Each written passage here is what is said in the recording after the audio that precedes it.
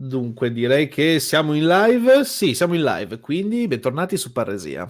Allora, oggi iniziamo una serie dedicata a delle biografie. Queste biografie riguardano i capi di Stato Maggiore del Littorio. Inizieremo con una figura enigmatica e anche abbastanza camaleontica, cioè quella di Pietro Badoglio, come avete probabilmente letto dalla copertina, dalla thumbnail di questa live. E ne parleremo con un caro amico, un collega e un compagnone, cioè Giovanni Cecini. Quindi buonasera Giovanni, è un piacere riaverti qui.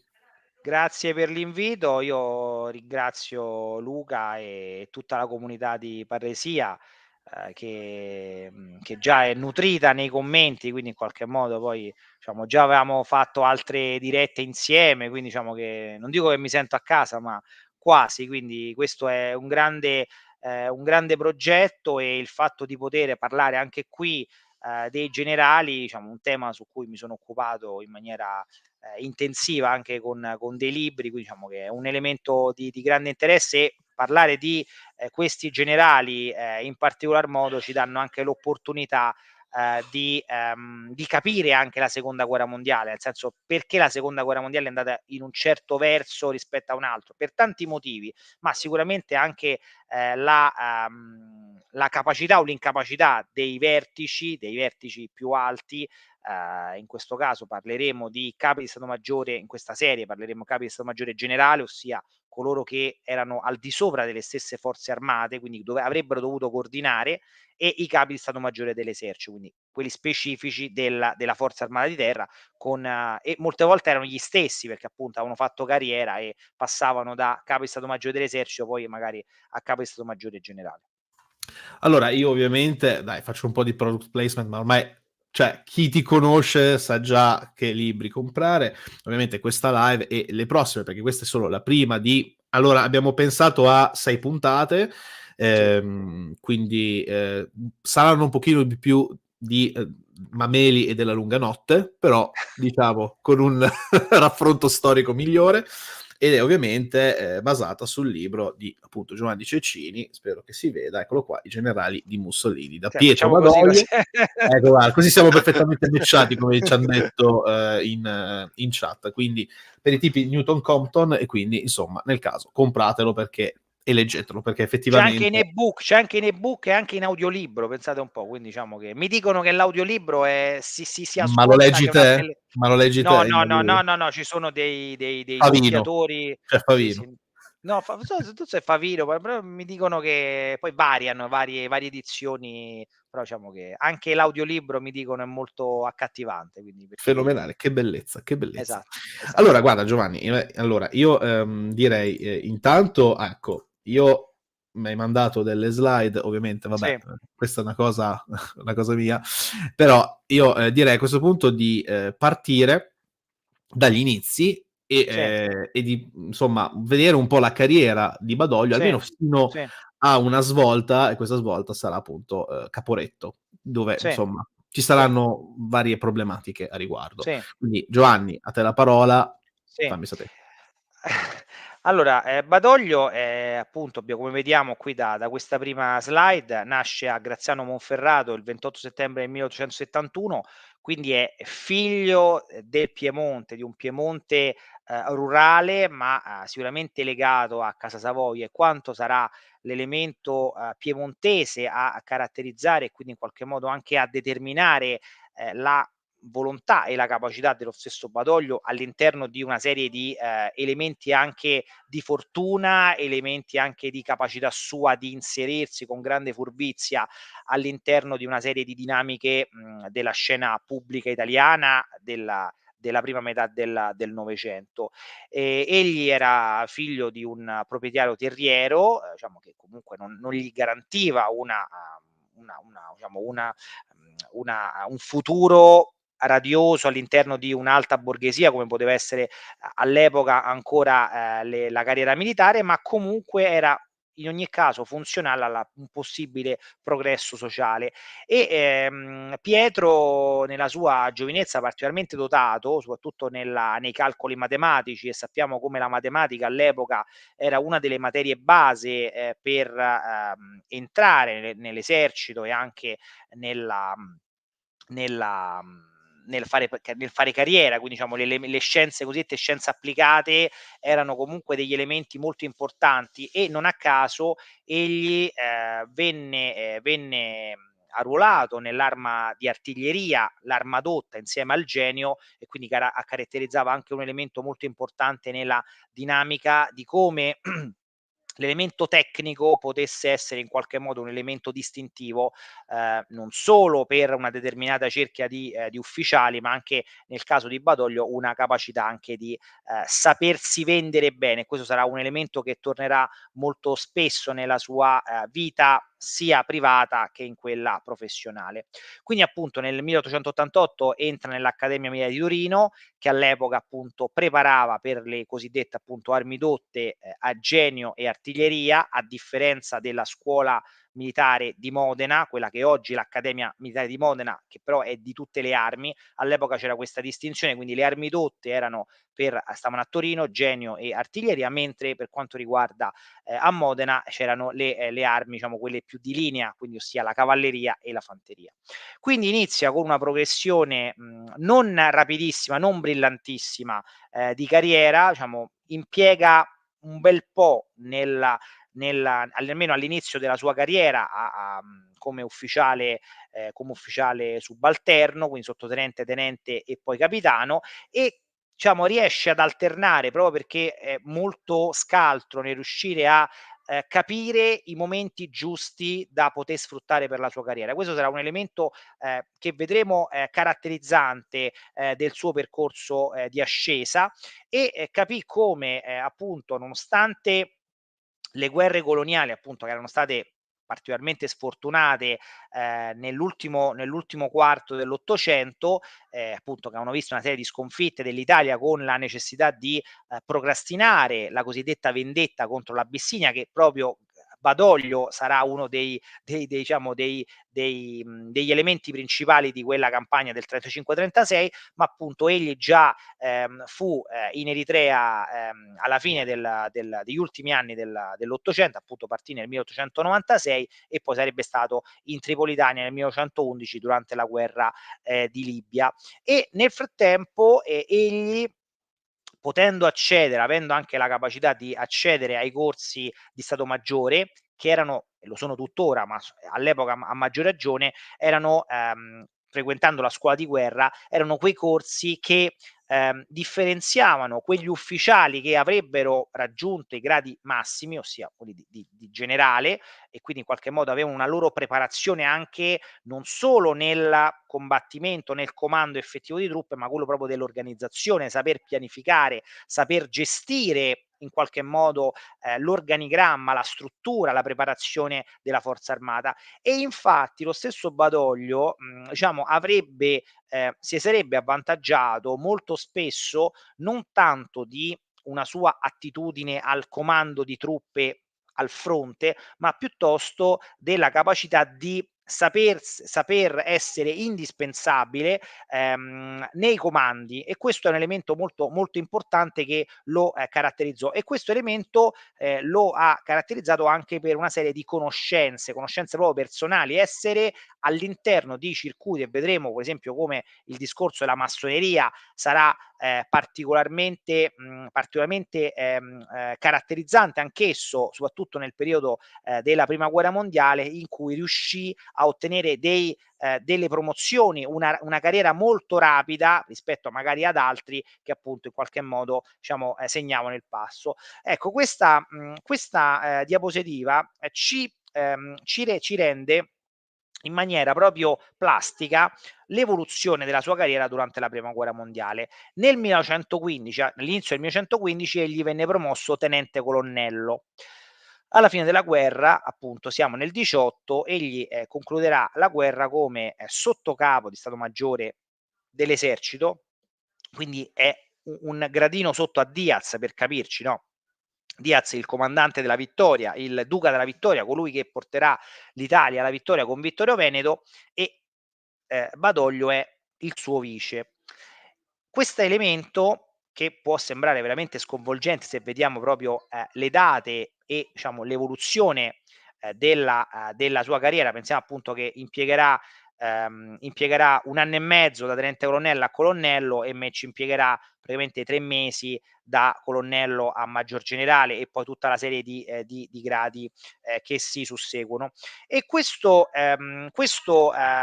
fatto, che può sembrare in qualche modo sorprendente, dice: beh, è un enfant prodige, è un grande tattico, un grande stratega, in realtà, ripeto, nonostante fosse particolarmente scaltro, particolarmente dotato, perché non era uno sciocco, era uno che comunque conosceva come funzionava l'esercito, perché come dicevo aveva lavorato anche al comando, allo Stato Maggiore dell'Esercito, quindi aveva avuto modo anche di studiare la pianificazione, l'organica, la logistica, però non si spiega senza una serie di indizi che ci portano a ritenere come la sua carriera fosse anche contraddistinta da agganci molto forti con colleghi massoni, e questo è una caratteristica che poi lo avrebbe diciamo segnato anche per esempio per quanto riguarda Caporetto, di cui fra poco parleremo. E questo elemento di diciamo aiuto che in qualche modo egli ebbe con colleghi o superiori che già avevano aderito alla massoneria, iniziava già durante la guerra di Libia, perché con il grado di capitano e poi di maggiore ebbe una diciamo accelerazione di incarichi, e questo fu molto importante, soprattutto grazie all'interessamento del generale Pietro Frugoni durante la guerra di Libia. E poi dopo, visto che Frugoni, diciamo, che era caduto un po' in disgrazia, o quantomeno non gli poteva garantire ancora più sostegno, perché ovviamente siamo nel periodo di Cadorna durante la prima guerra mondiale, quindi vi è anche una questione. Cadorna, che era un esponente anche di quella corrente, l'esercito molto cattolica, che osteggiava in parte la massoneria, quindi non sempre vi era come si dice, un'attitudine a poter accettare che esponenti come Badoglio potessero continuare ad avere promozione, ad avere in qualche modo una carriera facilitata rispetto ad altri. E in questo Badoglio ebbe veramente una grande capacità di furbizia, nel senso che passò da diciamo essere sotto a Frugoni, quindi in qualche modo diciamo sostenerlo e in qualche modo essere sostenuto, a passare a un altro comandante che sarà anch'esso molto chiacchierato, ossia Luigi Capello. E in questo frangente appunto egli ebbe una serie di incarichi che non sempre erano logici sotto l'aspetto meramente carrieristico. Ripeto, lui era era un ufficiale d'artiglieria, quindi in teoria avrebbe dovuto seguire una serie di comandi legati a incarichi di artiglieria, mentre questi incarichi furono sempre di artiglieria, furono sempre molto sporadici e molto brevi, e invece ebbe degli incarichi che apparentemente erano illogici e che quindi creavano anche astio nei confronti dei suoi colleghi, che magari erano più titolati o più adeguati ad alcuni incarichi, tant'è che egli a un certo punto da colonnello comandò un reggimento di fanteria, e poi avrebbe comandato una brigata di fanteria, cosa che per carità non era del tutto impossibile per un ufficiale che proveniva dall'arma d'artiglieria, ma che in qualche modo non era logico, non era normale, e che si spiega quindi con questo sostegno da parte, in questo caso, di Capello, cioè prima di Frugoni e poi di Capello, nella sua evoluzione degli incarichi. E questo diciamo ci permette anche di capire come molto spesso una serie di avvicendamenti che appunto gli permettevano di avere un comando solo per poi avere un'altra promozione. E questo è elemento interessante, perché come dovreste sapere una carriera di un militare non può procedere in maniera lineare con una serie di promozioni se non comandi almeno per un periodo il reparto adeguato al quel ruolo. Non puoi fare solo ruoli di stato maggiore, se sei un maggiore e vuoi diventare colonnello, devi comandare per un periodo un battaglione, come se sei colonnello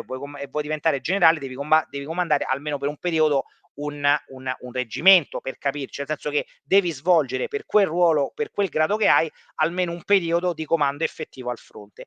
E Badoglio riuscì in qualche modo a limitare sempre nel tempo questi incarichi operativi, cercando magari di ottenere il massimo risultato col minimo sforzo nel periodo in cui di questo comando. Tant'è che nel 1916 lo vediamo che verrà promosso maggior generale, egli poco prima aveva realizzato, ma in realtà aveva utilizzato dei piani che non erano proprio tutti farina del suo sacco, quindi in qualche modo ecco come molto spesso gli avvicendamenti erano un po' a orologeria, nel senso che gli venivano dati dei comandi che sicuramente avrebbero avuto dei successi, tant'è che appunto siamo nel periodo della presa di Gorizia, in cui egli, ripeto, anche attraverso delle sue capacità, però molto spesso anche riuscendo a sfruttare il vantaggio di pianificazioni di meriti di altri, riuscì a espugnare il Sabotino. Il Sabotino che poi gli avrebbe garantito in tempi successivi anche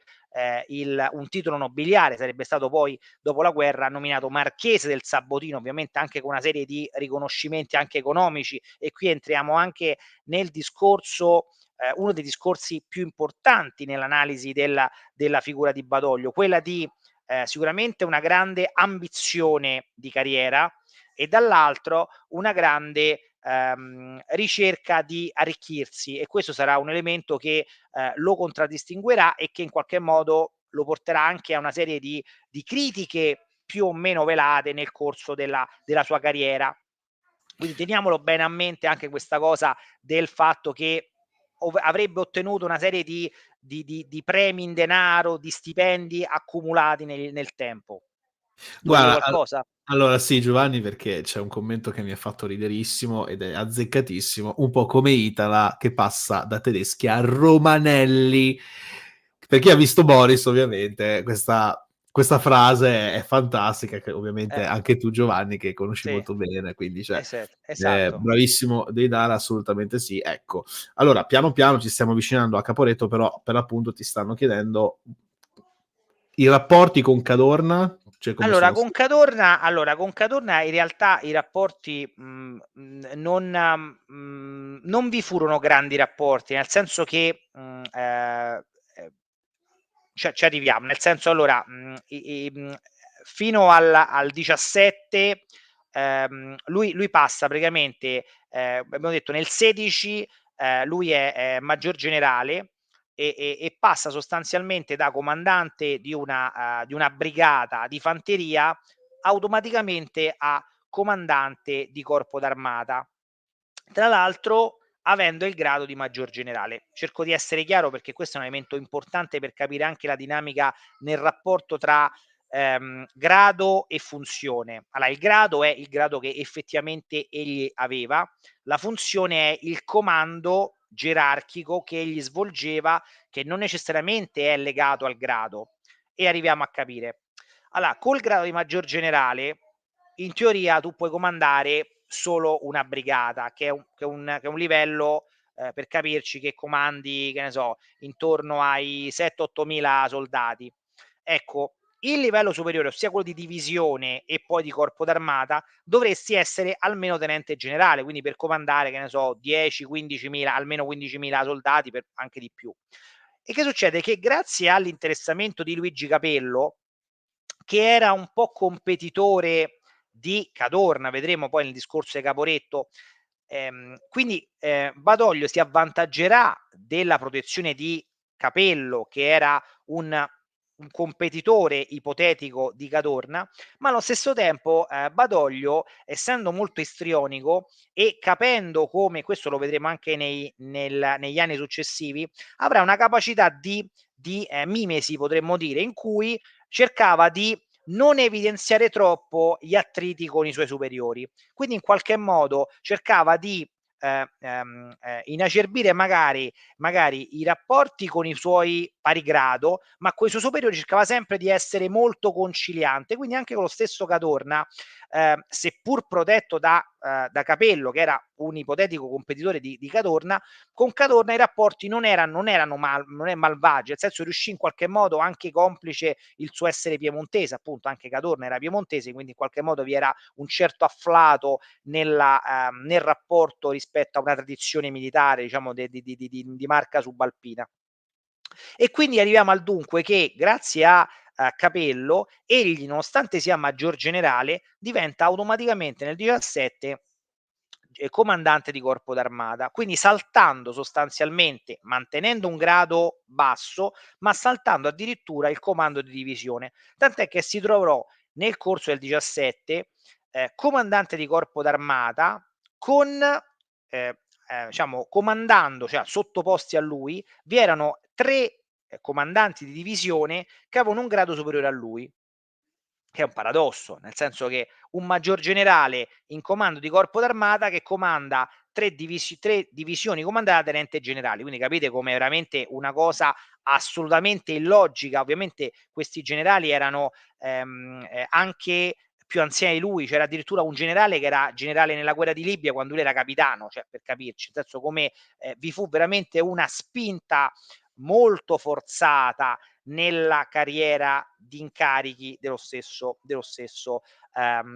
Badoglio. Ovviamente poi grazie a questo incarico ottenne anche la promozione a tenente generale, quindi in qualche modo venne a sanarsi a cose fatte la situazione della discrasia tra comando operativo e grado gerarchico. E arriviamo a Caporetto. Caporetto è veramente come si dice, un punto di non ritorno della carriera di Badoglio, e qui ci troviamo di fronte a uno dei casi più misteriosi della storia italiana, che potremmo mettere insieme al delitto di Aldo Moro, a quelle cose veramente della storia italiana che non ci spieghiamo come possano essere accadute. Allora, al momento di Caporetto, Badoglio è comandante di corpo d'armata e dipende dall'armata di Capello, e c'è un problema di ordine organizzativo. Perché? Perché Cadorna in quel momento, nonostante Cadorna lo conosciamo come molto offensivista, no? Che è uno che attaccava sempre, no? Voleva sempre attaccare, aveva capito che in quel momento non bisognava essere sulla difensiva, quindi aveva un atteggiamento anche nella organizzazione delle linee di difesa molto diluite nello spazio, per appunto cercare di ammortizzare un possibile contrattacco degli austriaci, ma anche dei tedeschi, perché in quel momento siamo alla fine del 17, sappiamo come il fronte russo era abbastanza più leggero. Ovviamente la rivoluzione non c'era ancora, ma c'era stata quella di febbraio, quindi il fronte russo era sicuramente più leggero, e quindi anche i tedeschi avevano mandato in supporto degli austro-ungarici una serie di divisioni. Quindi era previsto, tant'è che c'erano state anche dei disertori che avevano preannunciato che ci sarebbe stato in quella zona un possibile attacco. Ma a differenza di quello che prevedeva e di quello che aveva ordinato Cadorna, e qui arriva un momento importante in cui Badoglio si pone anche in contrapposizione a Cadorna, ma in qualche modo ne uscirà vincitore stranamente, si ritiene che in realtà egli e Capello, che però in quel momento era malato, quindi in qualche modo Capello, diciamo, in quel momento non ha il pieno potere operativo, e in questo è Badoglio che agisce in maniera di iniziativa, tiene abbastanza avanzate le proprie artiglierie, perché ritiene Badoglio che, nonostante vi sarà un attacco austro-tedesco, egli è in condizione di poter rispondere adeguatamente e magari far cadere gli austro-tedeschi in una trappola. In realtà, come sappiamo, Caporetto è anche diciamo, a livello diciamo, è entrato nell'immaginario collettivo come una sconfitta, no? Quindi in qualche modo sappiamo che l'esito sarà assolutamente nefasto per l'esercito italiano, e ovviamente il piano di Badoglio sarà un fallimento più completo, anche perché appunto vi saranno problemi di comunicazione. Quindi quando il momento giusto in cui queste batterie di artiglieria avrebbero potuto eventualmente portare in atto questa trappola che Badoglio voleva fare, non vengono comunicate, perché appunto c'è una interruzione delle comunicazioni via filo, eccetera, eccetera. Quindi praticamente vengono accerchiati e praticamente il corpo d'armata di Badoglio praticamente si scompagina, tanto che una parte delle sue divisioni vengono poi assegnate al corpo d'armata a fianco, che era del generale Caviglia, e il generale Caviglia sarà un po' la bestia nera di Badoglio. Vediamo come nel corso della sua carriera anche politica, Badoglio avrà due nemici, anzi diciamo tre nemici giurati, che torneranno con prepotenza. Il primo è Caviglia, il secondo sarà Cavallero e il terzo sarà De Bono, che in qualche modo sarà una sorta di gioco di vendette incrociate contro questi tre personaggi.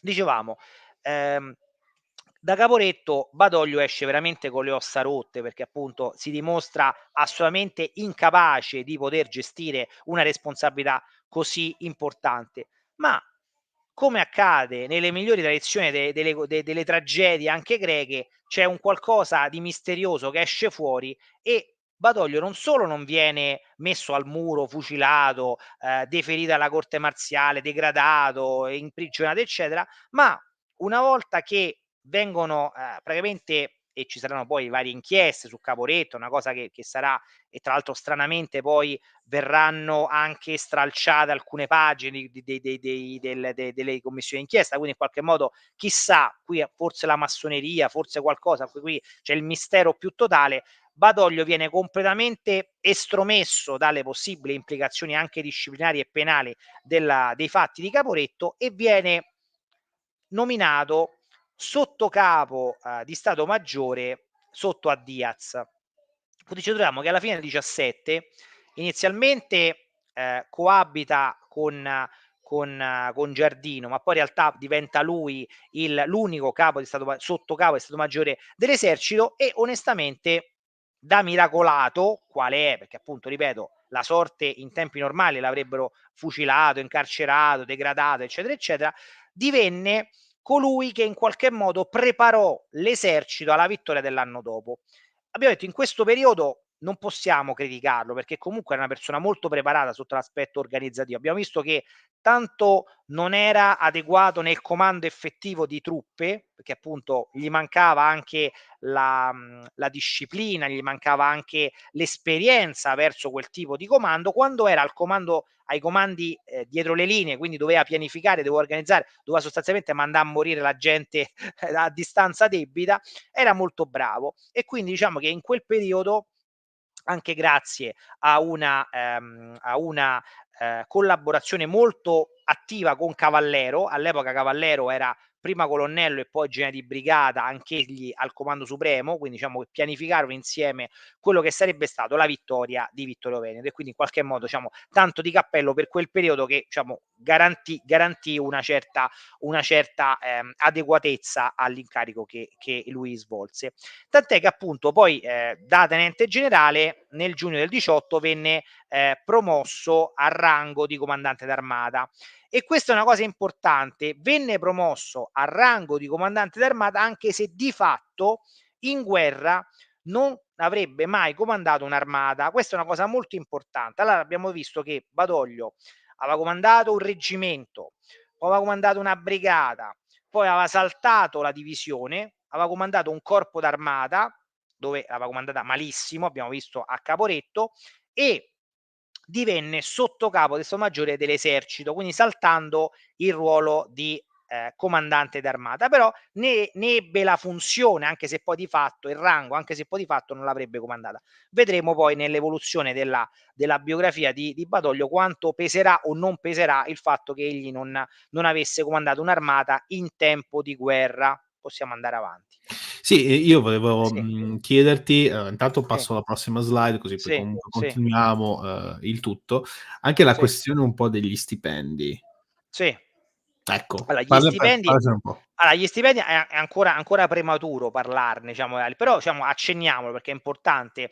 Allora, come abbiamo detto, Badoglio, nella sua carriera ebbe tutta una serie di incarichi, anche contestuali, cioè nel senso lui diciamo è soprattutto tra gli anni '20 e gli anni '30, ebbe una serie di incarichi che ovviamente non è che si poteva sdoppiare, però ebbe la possibilità di ottenere dei ruoli che in qualche modo si andavano a sommare e che si sommavano anche gli stipendi, anche perché poi, anche le gratifiche che nel tempo otterrà, che ne so, il marchese del Sabotino, poi verrà nominato duca di Addis Abeba, poi qui vediamo senatore del Regno, poi sarebbe stato, nella ne d d ne nel nella primi periodi del fascismo sarebbe stato mandato addirittura in Brasile come ambasciatore. Ecco, sono tutti ruoli ed incarichi di cui per gratifica o per tenerselo buono, quindi, mantenne sempre gli stipendi. Quindi si trovò che nel corso tra gli anni '20 e gli anni '30, fino al '40, quindi quando diciamo si chiuse la seconda diciamo la seconda parte della sua carriera, ebbe la possibilità di sommare tanti stipendi e questo è un elemento, oltre ovviamente ad altri cespiti di entrata, che poi fra poco parleremo. Quindi questo è un elemento interessante in cui nonostante le sue grandi manchevolezze, vediamo Caporetto in prima battuta, ma poi ne troveremo altre di grandi manchevolezze a lui addebitabili, sembra quasi che in qualche modo nessuno si ricordasse di andare a togliergli degli stipendi, anzi se possibile, e questo sarà poi durante il fascismo una sorta di patto di sangue con Mussolini, in cui, vabbè però non lo diciamo dopo perché sennò anticipiamo troppo l'evoluzione, però era importante giustamente anticipare questo tema. Abbiamo detto nel febbraio del 19 viene nominato senatore del Regno, importante come nel 19 egli abbia una sua ulteriore attività. Allora, dopo la fine della guerra, diciamo che il Comando Supremo si scioglie perché comunque la guerra è finita, quindi in qualche modo non ha più la necessità di avere quella struttura precedente ed egli venne incaricato del comando d'armata, quindi effettivamente gli viene data un'armata, però in tempo di pace, quindi ha una sua valenza totalmente diversa rispetto a chi poteva aver comandato un'armata durante la guerra, e viene mandato come commissario straordinario della Venezia Giulia, che in quel momento è una zona particolarmente anche delicata per la questione di Fiume, come sappiamo bene, no? Siamo nel periodo, nel clou all'inizio della presa del potere da parte di D'Annunzio del potere a Fiume. Allora diciamo che Badoglio con D'Annunzio ebbe sempre un rapporto abbastanza amichevole, nel senso che quindi quando Badoglio fu comandante nella Venezia Giulia mantenne quell'equilibrio, quella diplomazia, quella più che equidistanza fu equivicino alle varie posizioni per cercare di non scontentare nessuno, perché capiva che qualsiasi passo falso lo avrebbe messo in difficoltà o col governo o con lo stesso D'Annunzio. Quindi è un elemento molto importante questo nei momenti clou. Badoglio sa essere sempre non prende mai una posizione, perché lui sa che in ogni qualsiasi cosa accada, lui deve trovarsi inattaccabile sia da una parte che dall'altra, quindi per cercare di prevedere la vittoria di qualsiasi posizione politica, anche per esempio durante il fascismo, non prenderà una posizione netta, perché appunto sia che il fascismo venga completamente, diciamo che la marcia su Roma fallisca o che la marcia su Roma abbia una sua valenza, possa in qualche modo accreditarsi come qualcuno che fa il suo mestiere, è accreditabile, eccetera. E quindi che succede? Che viene nominato generale dell'esercito il 21 novembre del 19 e questo lo porta a tornare a Roma e quindi lasciare l'incarico di comandante dell'armata che presidiava la Venezia Giulia a Caviglia, che avevamo già visto precedentemente, che era stato colui che in qualche modo aveva ereditato una parte delle divisioni di Badoglio proprio nel momento clou di Caporetto, e quindi in qualche modo per lo smacco, cioè non è che è stato lui a decidere, però in qualche modo curiosamente, e quindi qui i maligni dicono beh c'è stata la massoneria che in qualche modo ha agito come una sorta di vendetta, ma sta di fatto che la patata bollente, proprio nel momento in cui poi a Fiume sarebbe stato tutto il caos, tutta lo scontro anche tra quasi fratricida, no? Diciamo, perché comunque dall'altra parte c'erano soldati italiani anche con D'Annunzio, quindi capite bene come è una sorta di problema anche etico di scontro, il Natale di sangue, tutto quello che sarebbe stato poi nel tempo a seguire. E però Badoglio curiosamente ottenne l'incarico di comandante d'armata, ma riuscì a uscirne nel momento giusto proprio per ottenere lì il massimo risultato, quindi ottenere la promozione e lasciare la patata bollente a caviglia. Quindi che succede? Nel frattempo, una volta che Diaz per un periodo viene congedato, cioè diciamo, lascia l'incarico di causa maggiore, Badoglio viene incaricato come il naturale successore dello stesso Diaz, e inizia un nuovo periodo anche per lui come capo dell'esercito. Siamo arrivati all'inizio degli anni 20 con una contrazione dell'esercito, delle forze armate. Capiamo bene che la smobilitazione sta avvenendo, no? Con le varie, sono anche delle riforme politiche e militari per capire come l'esercito deve essere strutturato. Ovviamente non può essere tenuto un esercito di milioni di persone come era durante la guerra, ci deve essere una riduzione, una cura dimagrante anche nelle strutture. Ovviamente non si può pensare che ci possano essere tanti generali, tanti colonnelli come c'erano quelli durante la guerra. In qualche modo si deve smobilitare, cercare in qualche modo di trovare delle posizioni di prepensionamento, li chiameremmo oggi, in cui appunto avviati verso una fine carriera la più indolore possibile. E allo stesso tempo anche i ruoli militari vengono modificati, tant'è che il capo di Stato Maggiore dell'Esercito, ripeto, di cui Badoglio in quel momento era titolare, viene sostanzialmente svuotato di molti dei suoi poteri. E ovviamente questa cosa a Badoglio non è che piacesse molto, nel senso che anche perché viene affiancato al capo di Stato Maggiore dell'Esercito un consiglio dell'esercito, quindi un ruolo, un organo collegiale di cui comunque lui faceva parte, che era formato dai cosiddetti generali della vittoria, da quelli che avevano comandato le armate durante, pensiamo al Duca d'Aosta, lo stesso Giardino, quindi tutta gente che in teoria era più titolata di lui, più autorevole di lui per accettare che un Badoglio qualsiasi potesse essere il dominus di questo organismo post bellico. Quindi Badoglio capisce che la situazione sta degenerando e quindi chiede di essere collocato a disposizione. Quindi nel 21 esce dalla porta, in realtà poi rientra dalla finestra perché comunque fa parte anche di questo organo collegiale, quindi in qualche modo è sempre nell'ambiente e soprattutto lascia il suo incarico a un suo fidato collaboratore, il Gene Vaccari, che in qualche modo, e questa era una cosa interessante, Badoglio spesso si allontana da Roma o si allontana da questi incarichi, ma lascia sempre qualche suo fedele, qualcuno che in qualche modo gli può essere riconoscente, quindi torna sempre quel discorso in cui riesce sempre a trovare dei protettori, ma anche essere lui protettore di qualcuno che in qualche modo gli deve qualche cosa, quindi per tornare in un secondo momento sempre all'occorrenza in sella. Possiamo andare avanti, se non ci sono domande, diciamo, io vedo che ci sono tante domande, ma tu casomai sintetizza le domande che ti sembrano più Sì, interessanti non ti da preoccupare, non ti preoccupare, vai pure avanti. Io... Allora, dicevamo, arriva il fascismo, egli si trova abbastanza equivicino alle posizioni del fascismo, in qualche modo non si è in realtà Badoglio non si è mai interessato di politica in senso stretto, rispetto ad altri suoi colleghi, pensiamo allo stesso De Bono che sarebbe stato quadrumviro della marcia su Roma, quindi in qualche modo era compromesso, qualora il fascismo fosse crollato avrebbe avuto difficoltà nel potersi ripresentare, per dire, a corte, no? Pertanto, per fare un'idea.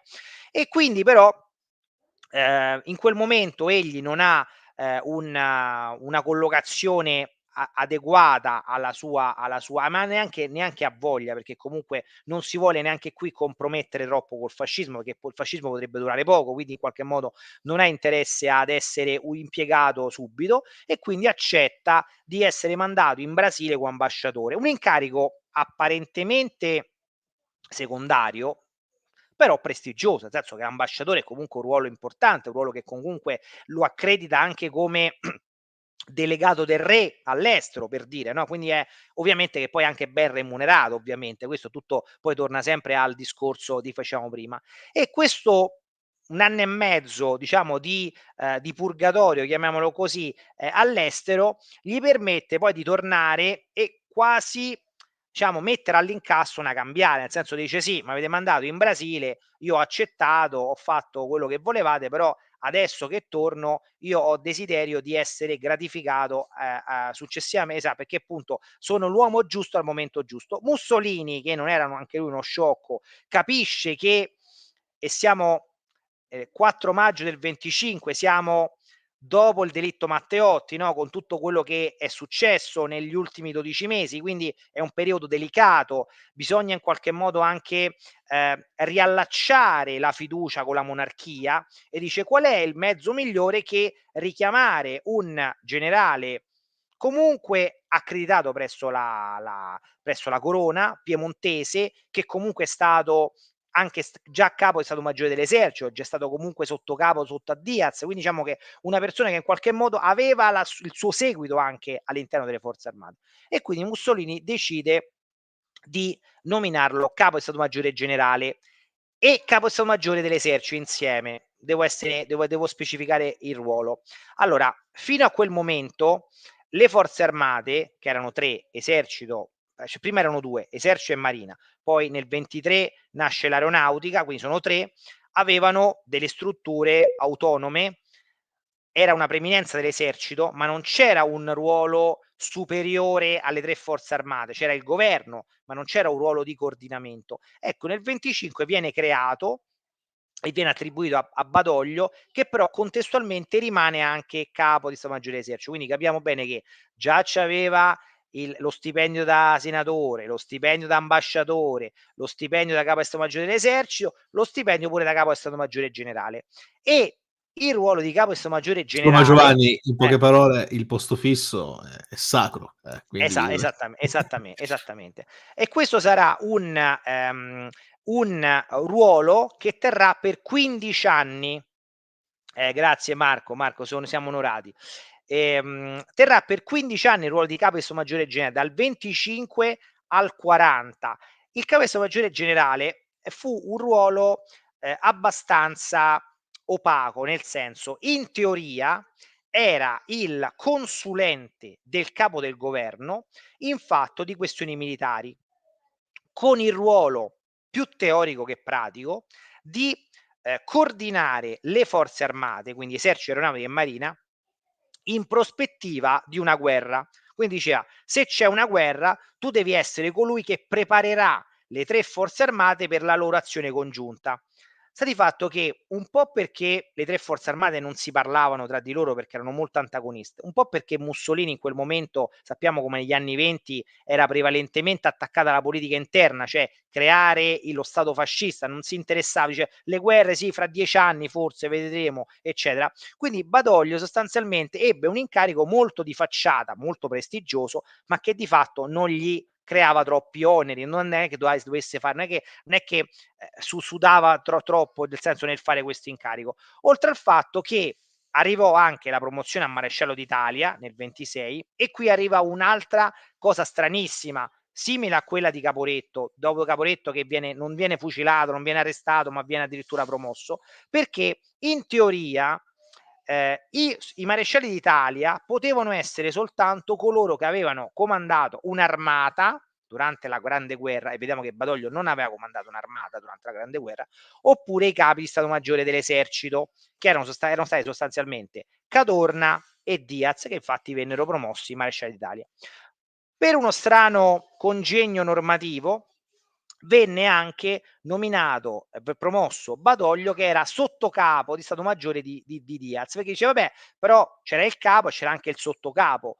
regge fino a un certo punto, perché sennò avrebbero dovuto promuovere maresciallo d'Italia anche il generale Porro, che era stato sottocapo di Cadorna, perché se promuovi Cadorna e promuovi Diaz e promuovi il sottocapo di Diaz, perché non promuovi il sottocapo di Cadorna?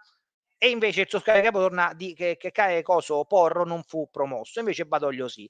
Anche questo un mistero della fede. Detto questo, nel frattempo venne anche nominato Marchese del Sabotino con altre prebende, altri premi, altre gratifiche, eccetera. E qui inseriamo un'altra cosa. No, aspetta, torna un attimo indietro. Una cosa interessante. Non l'ho messo perché lo voglio raccontare bene. Abbiamo detto che lui era capo di Stato Maggiore Generale, ma anche capo di Stato Maggiore dell'Esercito, questo ruolo combinato. Che succede? Che in quel momento, dopo che Diaz, che era stato ministro della guerra nei primi anni di Mussolini, che era andato in pensione perché era vecchio, poi sarebbe pure morto, Mussolini dopo Diaz riprese l'interim del Ministero della Guerra, quindi lui era il titolare, il Ministro della Guerra, e delegò prima un certo Di Giorgio che ebbe una sfortunata vicenda, ma poi venne chiamato Cavallero come sottosegretario al Ministero della Guerra. Qui ci si trovò di fronte a una situazione in cui abbiamo detto che Badoglio era come capo di Stato Maggiore Generale il consulente, tecnico del capo del governo, poi c'era il ministro della guerra che era sempre Mussolini, c'era il sottosegretario che era Cavallero, ma c'era anche Badoglio che era anche un altro ruolo perché era capo di Stato Maggiore dell'Esercito. Allora, la discussione è questa. Se Mussolini è comunque capo del governo e ministro della guerra, tra il sottosegretario alla guerra, che era Cavallero, e il capo di Stato Maggiore del generale, nonché capo di Stato Maggiore dell'Esercito Badoglio, chi comanda di più? Cioè, e soprattutto quando ci sono delle manifestazioni, chi deve salutare l'altro? Ecco, tutte e due molto ambiziosi, tutte e due del Monferrato, tutte e due appoggiati bene dalla corona, litigavano un giorno sì e l'altro pure.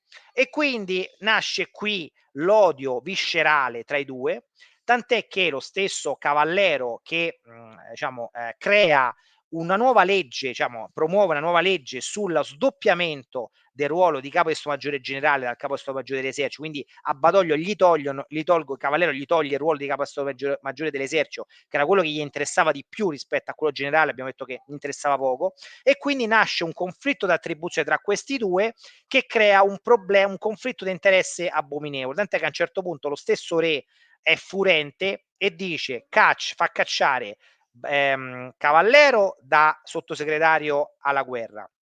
Badoglio non era più capo di Stato Maggiore dell'Esercito, vabbè, abbiamo detto, mantiene il ruolo di capo di Stato Maggiore Generale, ma abbiamo detto neanche che era un ruolo così importante, e vai nella slide successiva. Badoglio viene mandato come governatore in Tripolitania e in Cirenaica, cioè lo mandano a Tripoli, mantenendo però l'incarico di capo di Stato Maggiore Generale, quindi dovrebbe in teoria coordinare le tre forze armate a Roma, ma sta a Tripoli, quindi capite pure la grande conflittualità di questa cosa. Che succede? Che nel frattempo c'è la riconquista della Libia, cioè la conquista e basta, perché non era mai stata conquistata, ma era stato durante il periodo della guerra di Libia soltanto la fascia, quindi c'è l'attività di penetrazione anche attraverso un uso molto massiccio di repressione, di campi di concentramento. Qui veramente potremmo dire carne di porco proprio anche con Graziani, quindi diciamo che lì la coppia Graziani Badoglio fa veramente di cotte e di crude, come si dice, neanche Carlo in Francia, cose del genere, quindi veramente cose, rastrellamenti, veramente cose allucinanti, ma in pochi mesi riescono a distruggere il ribellismo, la resistenza araba, e quindi praticamente come si suol dire viene pacificato, cioè con montagne di morti, però viene pacificata la Cirenaica e la Tripolitania. Nel 1933 cessa dall'incarico, capisce che il Bengodi è finito, tant'è che subentrerà poi Balbo all'incarico di comandante della Libia, e lui torna a Roma svolgendo quello che avrebbe già dovuto svolgere, ossia il capo di Stato Maggiore Generale, di cui prendeva, ripeto, gli stipendi, eccetera. Tant'è che nel frattempo, siamo nel 33, nel 34, si inizia a pensare all'Etiopia, alla guerra d'Etiopia, perché bisogna sempre lavare lo scacco di Adua, eccetera, eccetera, eccetera. E qui il punto è: chi è che comanderà il corpo di spedizione in Etiopia e soprattutto come impostare la guerra? Allora, da principio Badoglio è molto scettico e c'ha ragione, nel senso che bisogna prepararlo bene, nel senso che una campagna oltremare con difficoltà logistiche, eccetera, eccetera. Però capite bene che anche come si dice, l'ambizione di poter essere partecipe di un evento del genere fa gola a molti, tant'è che si crea una sorta di l'uomo dei 1000 stipendi.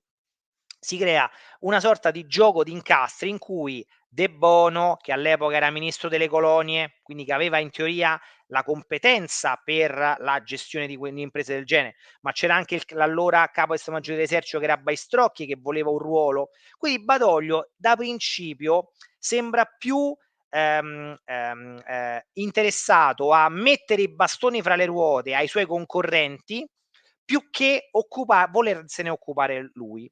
Tant'è che poi viene incaricato De Bono come comandante del corpo di spedizione in Etiopia, una situazione che sarà all'inizio abbastanza molto onerosa, perché De Bono capisce che deve organizzare anche la struttura diciamo logistica, a magazzini, attrezzature, rifornimenti, eccetera, eccetera, e ai primi scontri De Bono fa una figura indecorosa, cioè, ma soprattutto perché Mussolini sperava in una vittoria rapida, invece, ma come l'Italia attacca l'Etiopia, devi vincere subito, e invece un po' si stenta a decollare questa campagna. Tant'è che De Bono viene presto liquidato e viene chiamato Badoglio.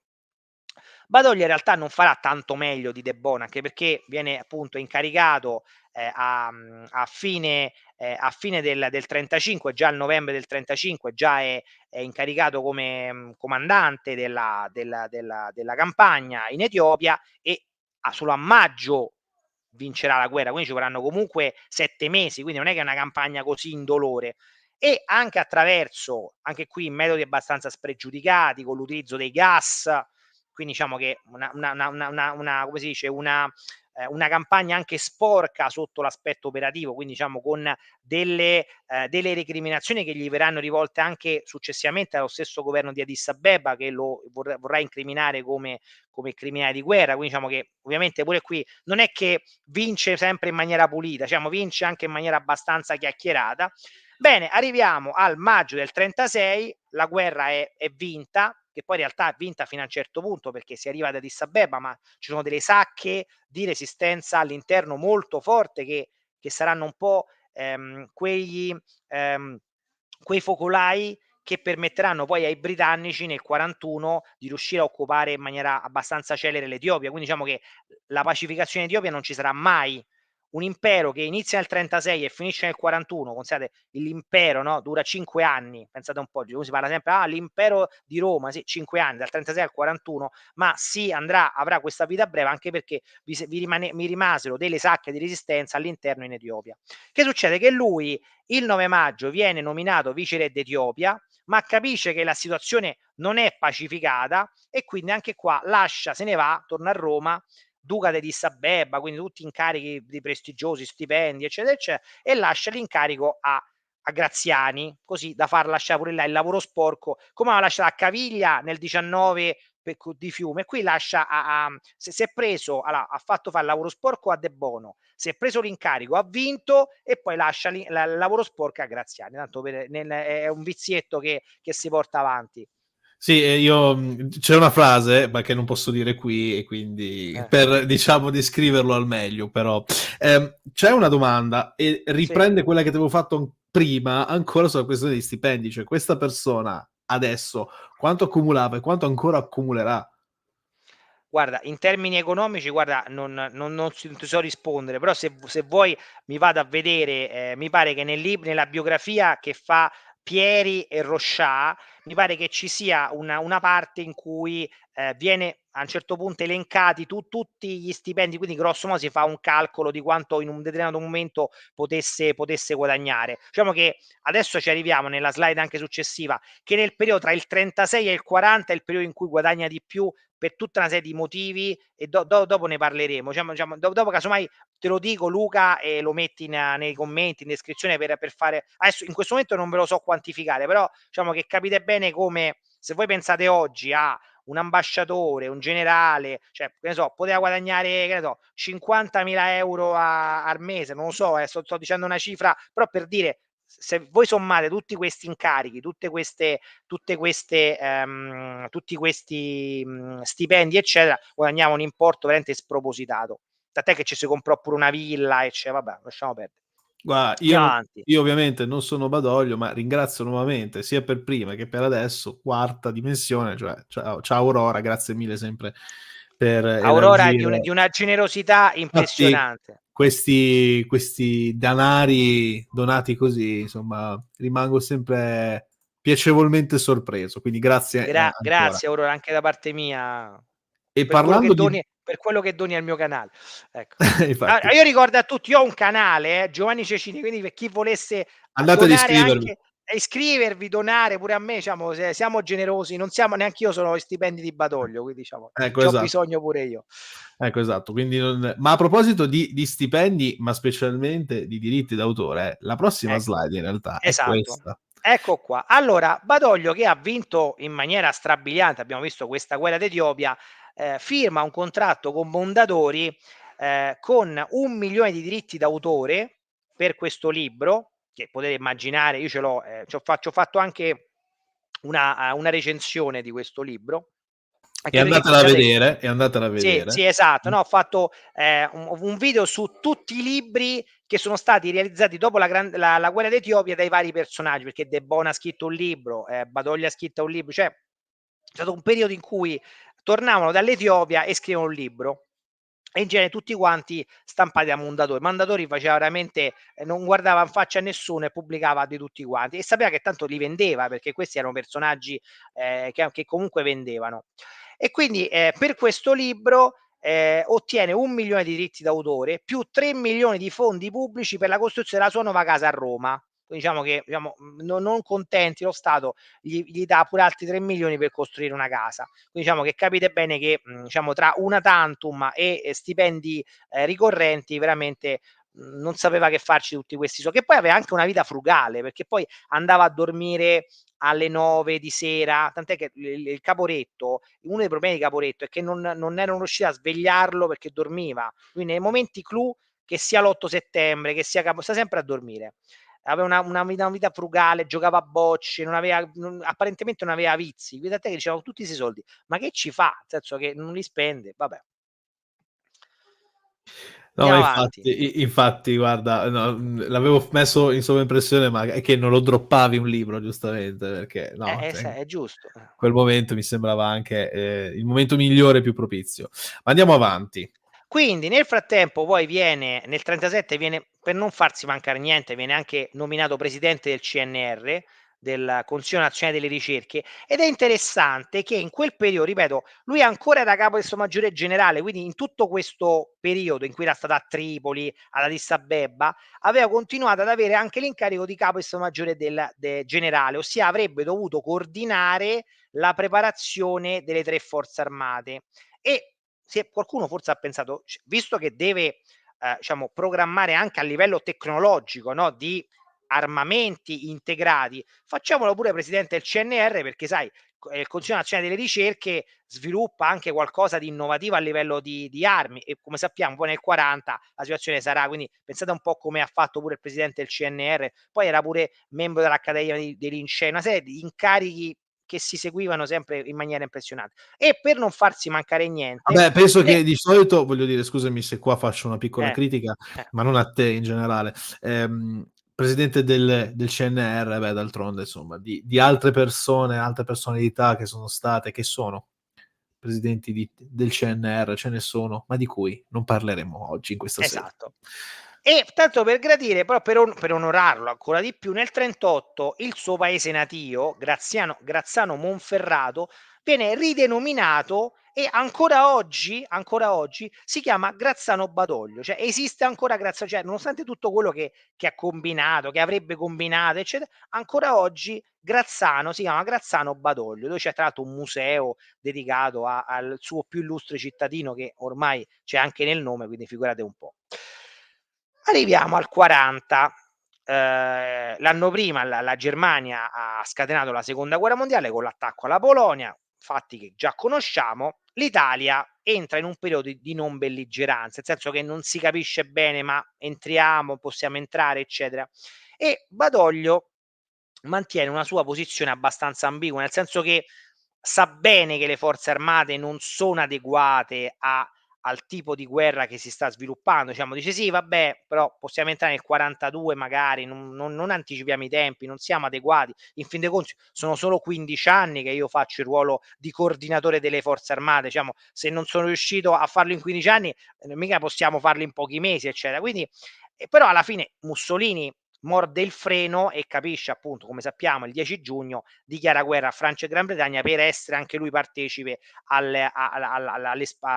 spartirsi almeno le spoglie della Francia.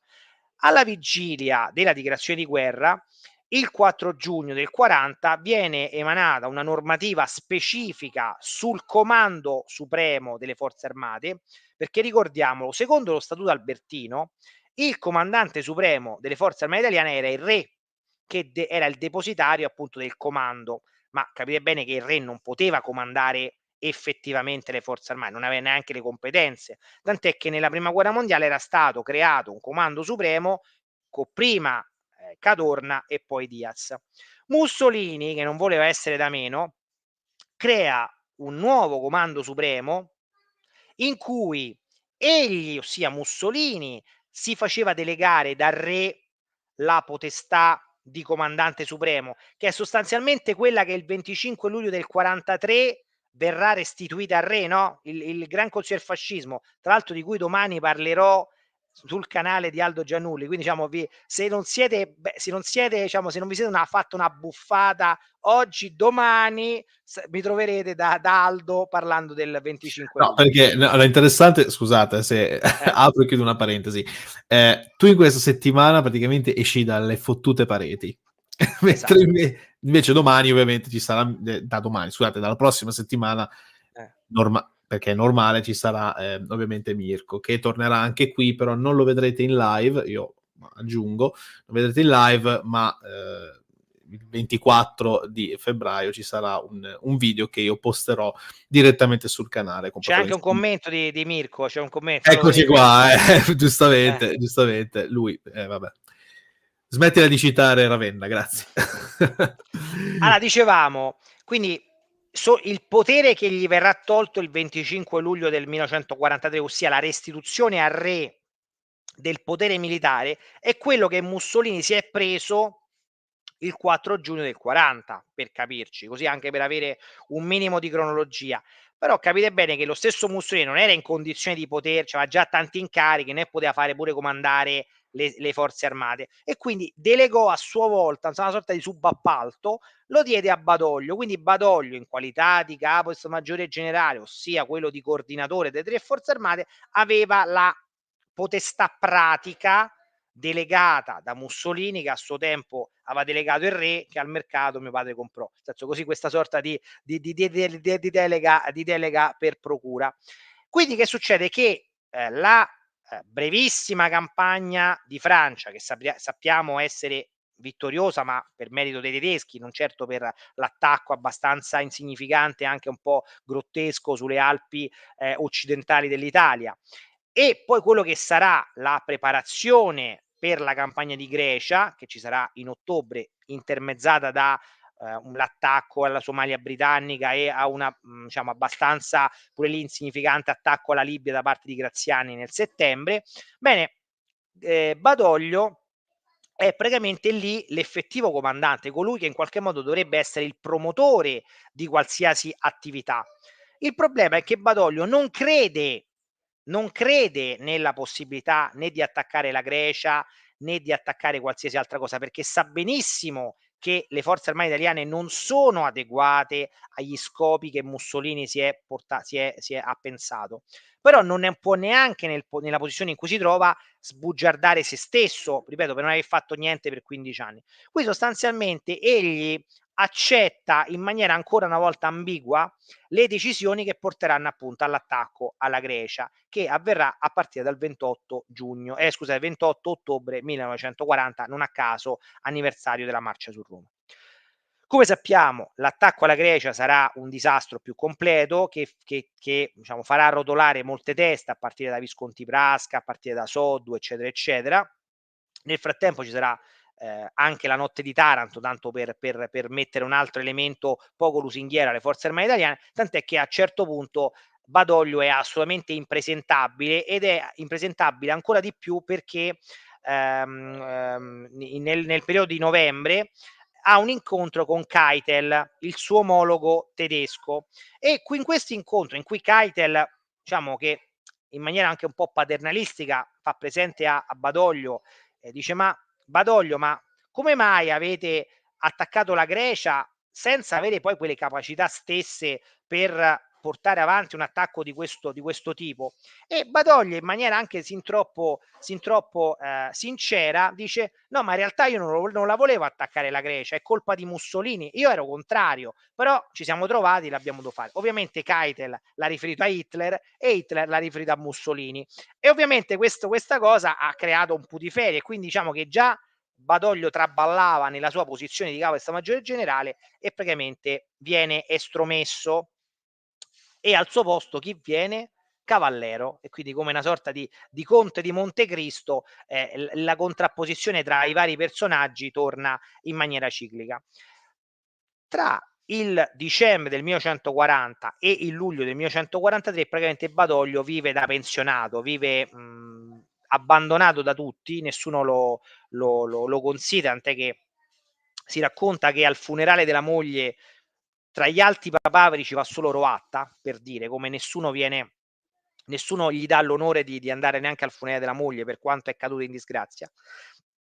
Ma come egli sa, lui ha una carta segreta, è che è l'uomo per tutte le stagioni, e in qualche modo la sua anche il suo essere, no, il suo essere, scusatemi, anche il sembrare di essere stato una vittima del fascismo per il suo allontanamento dall'incarico nel dicembre del 40, e sappiamo che il suo allontanamento nel dicembre del 40 non è perché è una vittima del fascismo, perché era inadeguata a quel ruolo, perché aveva tanto ottenuto senza dare niente, ma lui ebbe tanto la faccia tosta da presentarsi come elemento adeguato, elemento in qualche modo più fedele alla monarchia, che quando il 25 luglio 1943 Mussolini cade e Vittorio Emanuele III deve trovare un sostituto, tra le alternative Caviglia e Badoglio sceglie ancora Badoglio.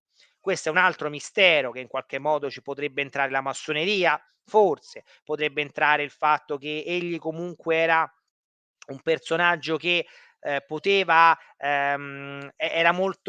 legato all'intrigo, il fatto che gli garantisse una sorta di ambiguità, perché sappiamo che i 45 giorni badogliani non fu una, come si dice, non fu una cesura netta con lo Stato autoritario.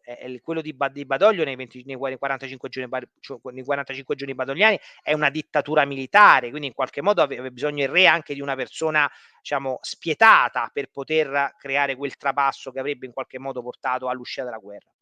Quindi sappiamo che questa scelta fu dettata da vari motivi, ma sicuramente sappiamo pure che il re se ne è pentito presto, perché Badoglio era assolutamente inadeguato, e tutto quello che accadde nei 45 giorni badogliani, e a maggior ragione nei giorni dell'8 settembre, ci evidenziano la grande inconsistenza come uomo e come politico di Badoglio. Quindi sull'8 settembre non vorrei spendere troppo parole, perché ne abbiamo già parlato nel mio canale, in altri, poi diciamo che le do per sapute le cose dell'8 settembre, però capiamo bene come sicuramente fu inadeguato, e racconto un evento che secondo me è sintomatico.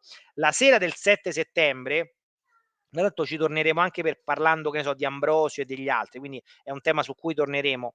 La sera del 7 settembre arriva una delegazione americana, quindi l'armistizio è stato firmato il 3, l'8 sarebbe stato annunciato pubblicamente, il 7 viene questa delegazione americana a Roma per pianificare, perché era prevista anche un aviosbarco di una divisione di paracautisti americani di supporto alla difesa di Roma, perché gli italiani hanno detto noi abbiamo bisogno di voi per difendere Roma, perché i tedeschi ci potrebbero accerchiare. Ebbene, questa delegazione americana arriva a Roma il 7 settembre, vuole parlare con Badoglio, e Badoglio, che stava sempre dormendo come al solito, nei momenti clou dorme sempre, stava in vestaglia, spettinato, una situazione veramente, il racconto di questi ufficiali americani era, diciamo, abbiamo trovato un vecchio rimbambito, praticamente era appena svegliato, eccetera, eccetera, questo è il capo del governo, figurate un po', e che non aveva fatto niente, non dice no, Beh, è no, no, no.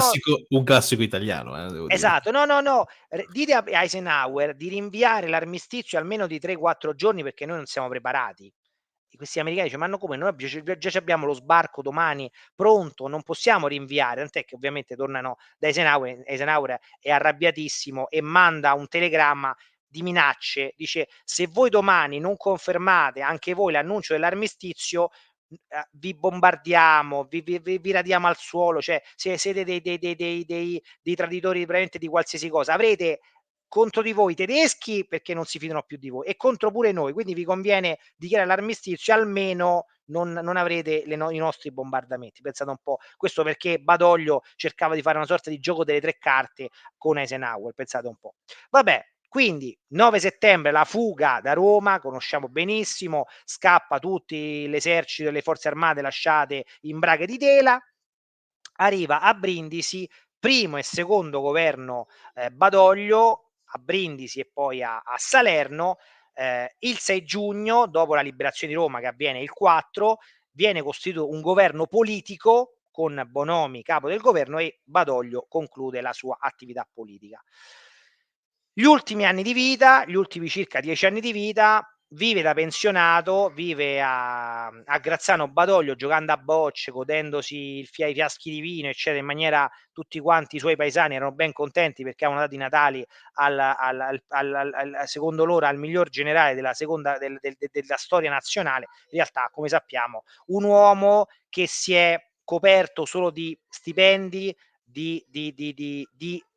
ha approfittato delle fortune rubate agli altri, dei meriti di altri, e ha saputo scaricare invece le sfortune agli altri. Abbiamo visto a Caviglia, a Cavallero, a Graziani. Quindi ovviamente poi nei 45 giorni badogliani Cavallero verrà incarcerato per ordine di Badoglio, e sostanzialmente per ordine di Badoglio verrà lasciato un memoriale compromettente di Cavallero che poi porterà alla morte barra suicidio di Cavallero, quindi si vendicherà anche di Cavallero, che farà una brutta fine. Quindi un uomo che, diciamo, possiamo dire si è contraddistinto per tutta la sua vita da una serie di magheggi, di attività poco pulite sotto l'aspetto etico, e potremmo dire anche sotto l'aspetto legale, visto che appunto, se pensiamo appunto a Caporetto, all'8 settembre, ma alla preparazione inadeguata della seconda guerra mondiale nel corso del 40. Quindi un uomo che purtroppo, diciamo, ha macchiato tante pagine della storia nazionale, che appunto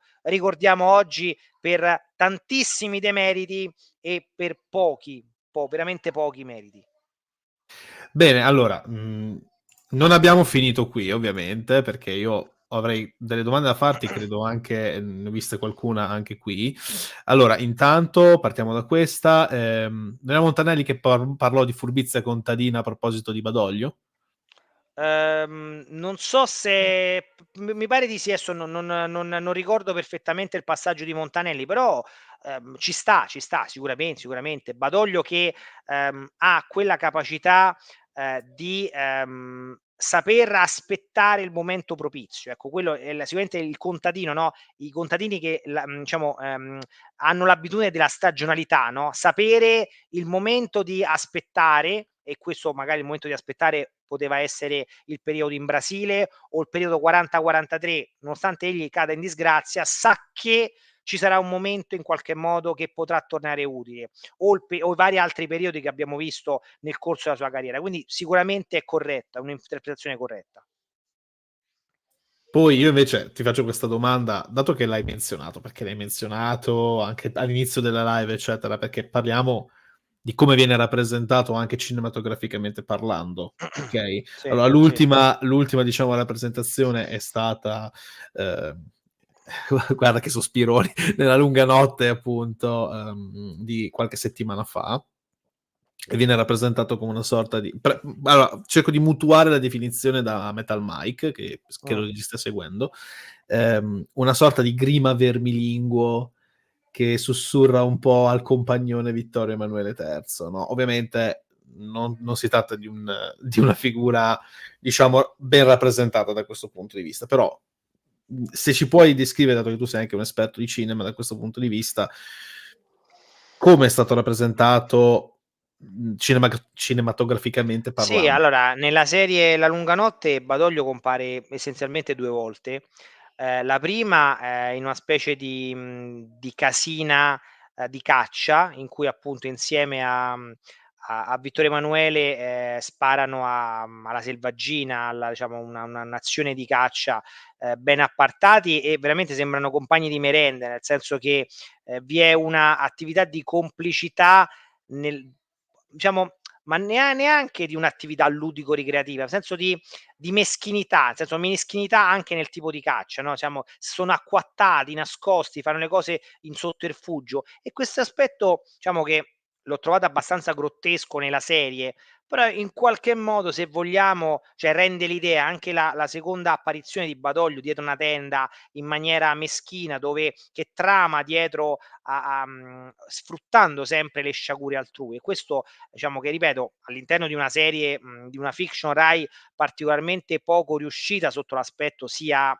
scenografico che poi della ricostruzione storica che fa acqua da tutte le parti, però quantomeno ci rappresenta un Badoglio nella sua rappresentazione più meschina, ecco, più lurida del suo essere, appunto, ottenere i massimi vantaggi, dalle sciagure altrui, dal poter, diciamo, prendere i meriti altrui e scaricare, i propri demeriti sugli altri.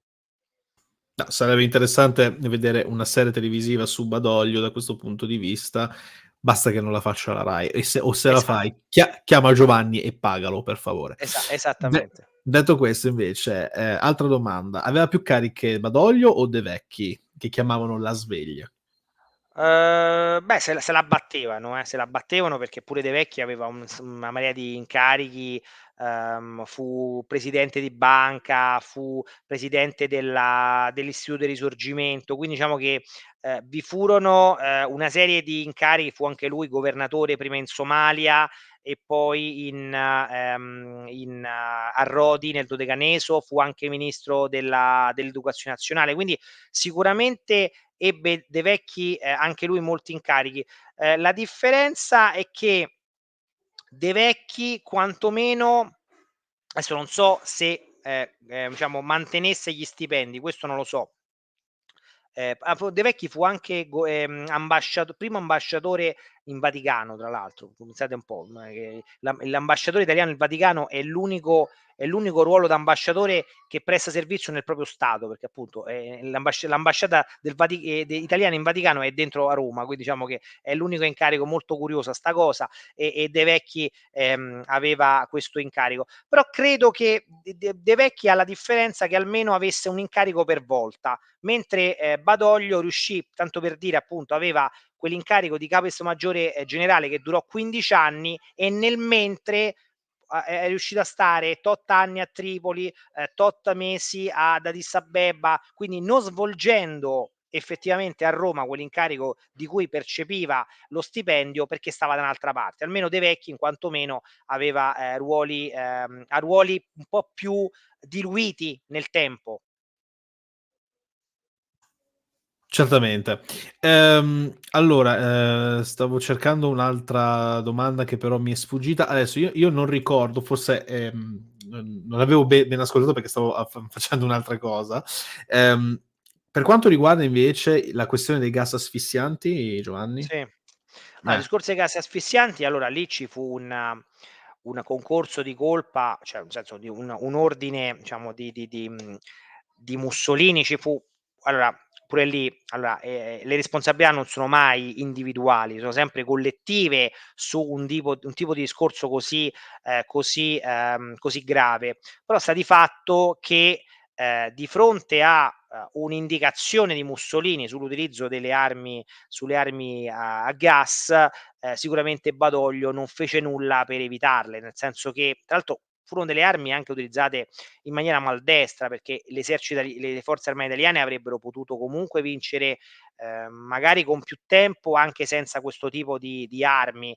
Però ci si avvantaggiò del fatto, appunto, che il discorso è questo: le armi, allora, diciamo una cosa, le armi chimiche furono usate generalmente da molti paesi, non è che solo l'Italia le ha usate, soprattutto in colonia, perché il problema delle armi chimiche è che è un problema di deterrenza.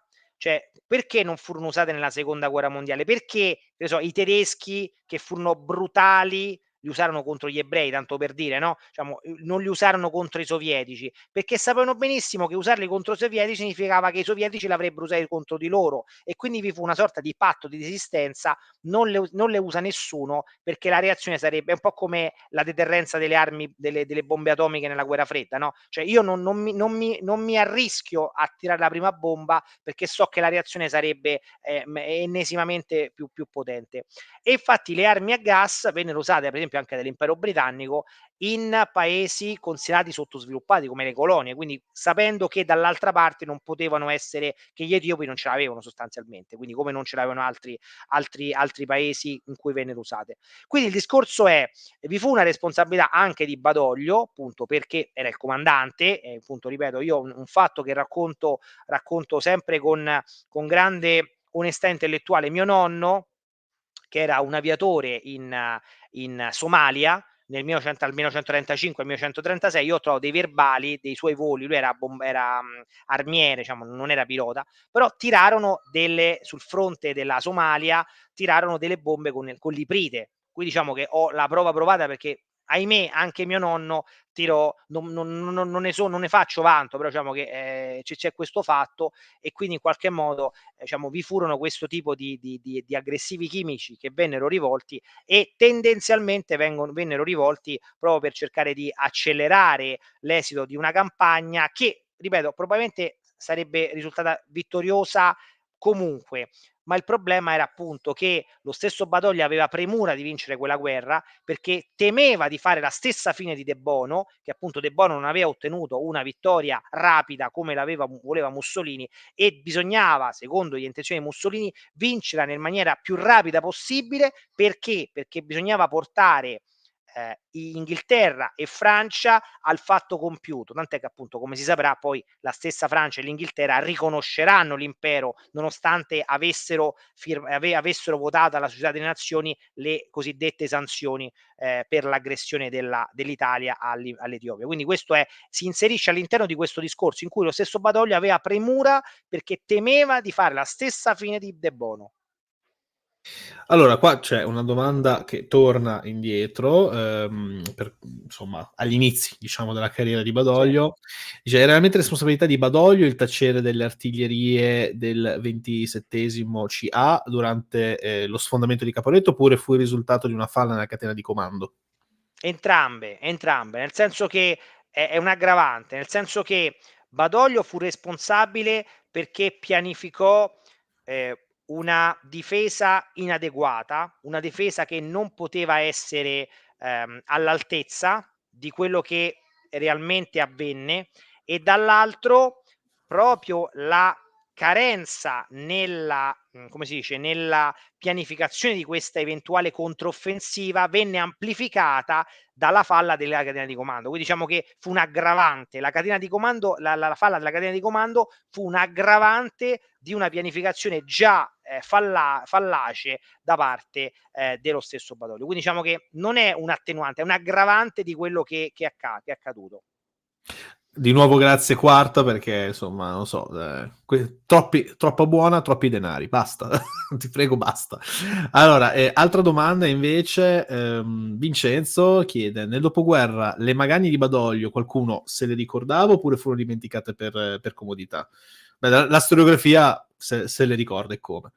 Diciamo che anche qui chi se le ricordava non aveva la capacità per poter creare un movimento di pensiero, e quindi se pensiamo a Caviglia, i critici di Badoglio vennero sostanzialmente messi da parte, nel senso non avevano credito per poter, poi parliamo nel dopoguerra, parliamo nel periodo liberale, ma poi soprattutto durante il fascismo, in cui diciamo, la circolazione delle informazioni era molto limitata, no? Diciamo, non è che vi erano una capacità di poter esprimere liberamente il proprio pensiero. Quindi anche qui è l'uno e l'altro, cioè chi se lo ricordava, chi aveva la possibilità, chi aveva la volontà di poter ricordare queste cose, non ebbe la possibilità di farlo, e dall'altra parte vi fu sicuramente un gioco di interessi che portarono a una sorta di difesa d'ufficio di Badoglio, perché nel frattempo comunque era divenuto insieme a Diaz il fautore della vittoria, quindi diciamo che se qualcosa deve essere fatto nel 17, una volta che il 17 passa, il 18 già ci si è dimenticati perché è diventato il vice del Duca della Vittoria e non può essere più messo in discussione. Quindi i suoi meriti successivi hanno completamente oscurato i demeriti precedenti, e quindi in qualche modo chi poteva parlare non era messo in condizione di poter parlare, e chi invece non aveva interesse a parlare continuava a non interessarsi di questi problemi, perché la storia va avanti. I responsabili erano già stati messi alla gogna, tipo Capello, tipo Cadorna, che parte venne riabilitato successivamente. Sempre Vincenzo ci chiede quali altri paesi usarono i gas nelle colonie. Allora, sicuramente Regno Unito, Certo. l'impero britannico utilizzò i gas, quello sicuramente. Potrebbe essere anche i francesi, ma non lo so, in questo momento non mi ricordo, però sicuramente i britannici nella zona dell'Asia centrale, penso quindi diciamo zona dell'Asia centrale sicuramente lo usarono, quindi diciamo che non fu un'esperienza unica all'Italia, diciamo che poi come tutti i tipi di colonialismi hanno delle sfaccettature particolarmente contestabili, criticabili e condannabili, però passano in cavalleria perché dice nel colonialismo lo facevano tutti, e quindi in qualche modo siamo giustificati, come il razzismo, no? Alla fine tutti si accusano di razzismo, però perché gli inglesi non erano razzisti, i francesi non erano razzisti, quindi diciamo in qualche modo tutti lo sono stati, ma era all'interno del colonialismo, diciamo, si faceva sempre così. Dunque, l'avevo trovato, eccoci qua. Ne ha avuti di meriti? Molto pochi.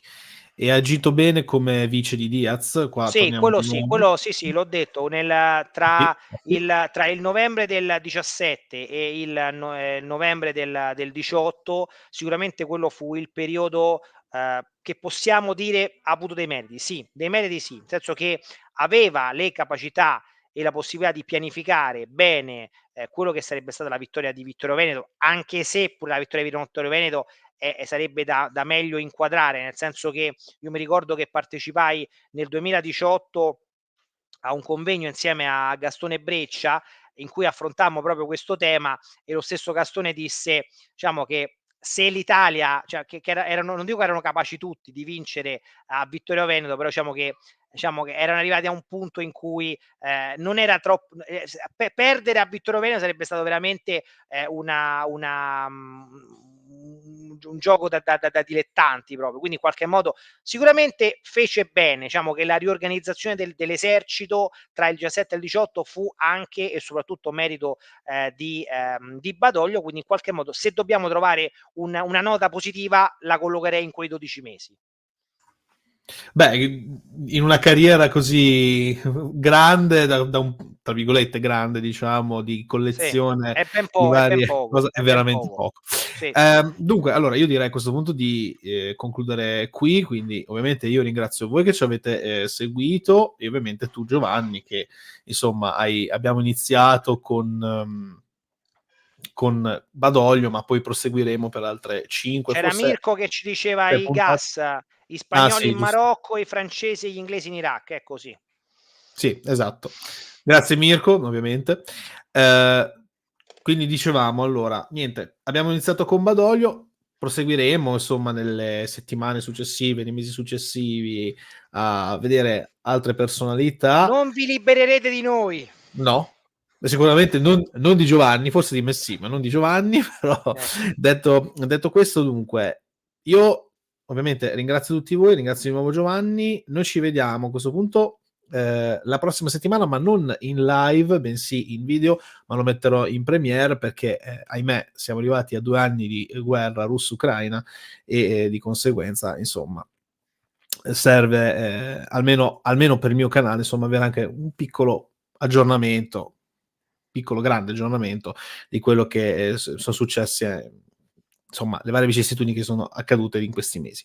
E ovviamente presenti ci saranno Paolo Capitini e Mirko Campochiari, che ciao Mirko, dato che ti stai seguendo, e a questo punto oltretutto ho visto una domanda in chat che mi chiedeva se ci saranno altre live napoleoniche o comunque riguardanti il periodo insomma della storia moderna. Assolutamente sì, ce ne sarà una il 28 e di nuovo avremo Marco Bognardi, parleremo ancora di Napoleone. Quindi insomma rimanete poi sintonizzati perché ci saranno, ma ci saranno in realtà anche altre live su la storia militare in età moderna.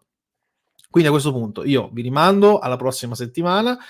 Mi raccomando, iscrivetevi al canale di Giovanni perché veramente, insomma, ultimamente, insomma, nonostante sia un distruttore della Rai, però fa bene il suo lavoro. Quindi, allora, noi ci vediamo presto, ancora qui, su Paresia. Ciao a tutti, Grazie, grazie ciao a Giovanni. tutti, ciao.